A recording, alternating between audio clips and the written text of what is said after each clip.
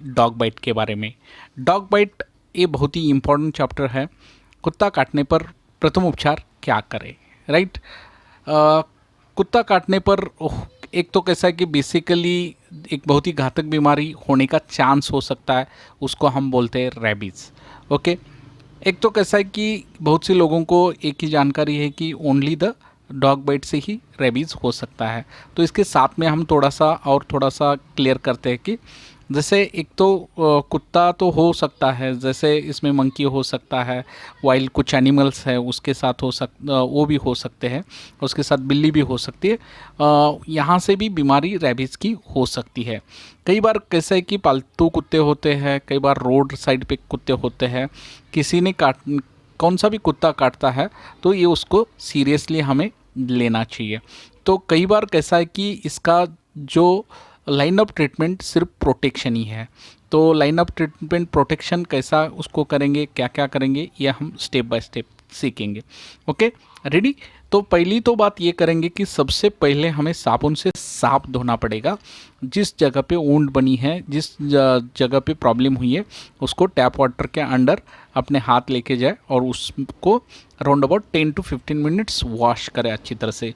उसको antiseptic cream कुछ liquid लगा सकते हैं आप, लेकिन बिल्कुल वुंड को ओपन छोड़े, राइट। उसको कुछ बैंडेज वगैरह बिल्कुल नहीं लगाए और ऊपर से कुछ जैसे बैंडेजेस बांधे मत, और उसको ओपनली डॉक्टर के पास हमें लेके जाना पड़ेगा। कई बार लोग क्या करते हैं, जैसे मिर्च, हल्दी, चाय की पाउडर या कुछ बांधते हैं, तो ये बिल्कुल ना करें। बैंडेज वगैरह उसको ना करें, ये बिल्कुल ध्यान में रखें। ओके, इन्फेक्शन फैलने का चांस होता है, तो बिल्कुल ये न करें। पहले तो डॉक्टर इमीडिएटली आपको एक टीटी की इंजेक्शन लगवाएंगे। टीटी की इंजेक्शन ये सभी को दिया जाता है, जब कुत्ता काटने पर ये जनरली दिया जाता है, क्योंकि ये तो बहुत ज़रूरी है, राइट। तो ऊन में पूरा जो है ऊन को सब स्टडी करने के बाद डॉक्टर आपके पूरे वैक्सीनेशन की आपको सलाह देंगे। वैक्सीनेशन इसमें 2 वैक्सीन अवेलेबल है, एक तो एंटी रेबीज़ वैक्सीन और रेबीज़ इम्यूनोग्लोबिन वैक्सीन, ये दोनों वैक्सीन अवेलेबल है। तो इसमें एक कैटेगरी की है। कैटेगरी क्या क्या है देखते हैं।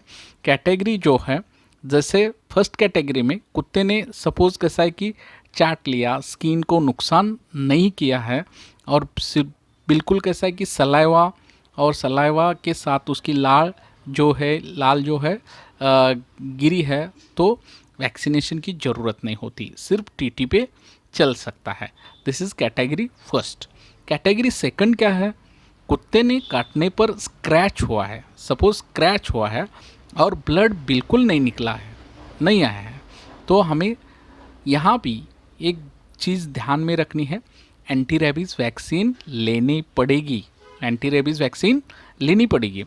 इसमें सबसे मेन कैटेगरी जो आती है थर्ड कैटेगरी में इसको कैसा है कि ध्यान में रखे, जैसे कुत्ता काटता है, कुत्ता काटते वक्त कैसे उसका मुंह में जैसे बॉडी का अपना फ्लैश या मांस निकाल लेता है, टुकड़ा तोड़ देता है, या उसको पूरे जोर से पकड़ के तोड़ता है, तो इसमें बहुत ही डेंजर कंडीशन होती है।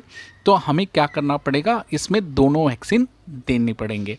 इसमें दोनों वैक्सीन आपने पहले जो देखा, जैसे एंटी रेबीज़ वैक्सीन और रेबीज़ इम्यूनोग्लोबिन वैक्सीन, ये दोनों भी देना पड़ेगा। इसको एक प्रोटोकॉल जो है बताया है, मॉडिफाई था रेड क्रॉस रेजिमेंट ने जो बताया है, वो हम इंडिया में फॉलो करते हैं। वो क्या क्या है, जैसे शेड्यूल जो बताया है, कुत्ता जिस दिन काटता है उसको फर्स्ट दिन से ही हमें लाइन ऑफ ट्रीटमेंट करना पड़ता है। ये 5 डेज 5 जो प्रॉपर वैक्सीन के जो भी 5 इंजेक्शंस है, तो 5 इंजेक्शंस कैसे और कौन से दिन दिए जाते हैं, इसका शेड्यूल फाइनल है। जो 0 डे यानी कि पहले फर्स्ट डे जैसे आप जाते हैं, फर्स्ट डे ही जिस दिन कुत्ता काटा है उसी दिन फर्स्ट वैक्सीन दिया जाता है, राइट। तो फर्स्ट इंजेक्शन दिया जाता है। सेकंड जो है 3rd डे पे दिया जाता है। तीसरा जो है 7th डे पे दिया जाता है। 4th वन 14th डे पे दिया जाता है और 5th जो है 28th डे पे दिया जाता है। ये सब जो भी इंजेक्शन है ये इंट्रामस्कुलर इंजेक्शन है। जैसे पहले कई बार आपने सुना होगा तो कुछ इंजेक्शंस अम्बालिकस साइट पे दिए जाते थे, तो अभी ये बहुत ही इजी हो गया है कि इंट्रामस्कुलर इंजेक्शन अवेलेबल हो गए हैं। तो कई बार डॉक्टर बोलते हैं कि keep the I on the dog, जैसे 10 डेज उसको वॉच रखना पड़ता है। तो ये क्यों बोलते हैं, क्योंकि कई बार पागल कुत्ता तो पागल होता है, या कई बार कैसा है कि उसके बिहेवियर जो है उसको ऑब्जर्व करना पड़ता है, कई बार कुत्ता मर भी जाता है। तो इसमें कैसा है कि चांसेस जो है, हमें नॉर्मल कुत्ता है या कुत्ते को कुछ भी नहीं होता है तो हम पूरे 5 कोर्स की इंजेक्शन करने की ज़रूरत नहीं पड़ती है, 3 इंजेक्शन पे चल सकता है।